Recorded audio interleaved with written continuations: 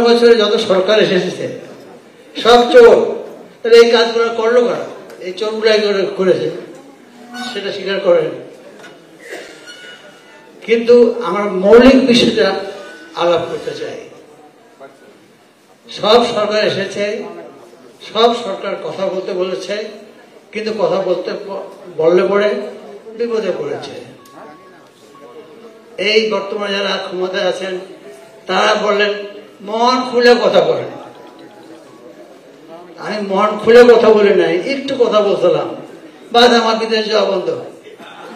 কিসের মধ্যে বললাম ভাই আপনি তো বলছেন মন খুলে কথা বলেন, আমি তো মন খুলে কথা কই নাই, যেটুকু কইছিলাম তাহলে আমার গ্রেপ্তার হয়ে যাওয়ার কথা। কি বললাম?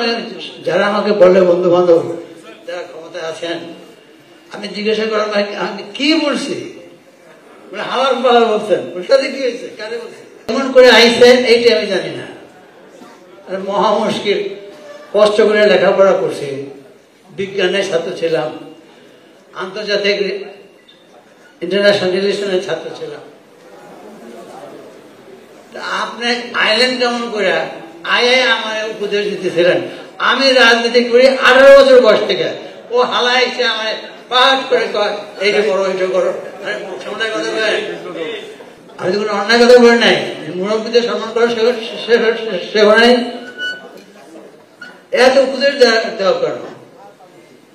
সেই জন্য আমি বলি এই যে নতুন যে প্রচেষ্টাটা আপনারা যারা গ্রহণ করে উদ্যোগ নিয়েছেন, আমি তাদেরকে ধন্যবাদ জানাই। আমি জানি তারা ব্যর্থ হবে, আমি জানি তারা ব্যর্থ হবে।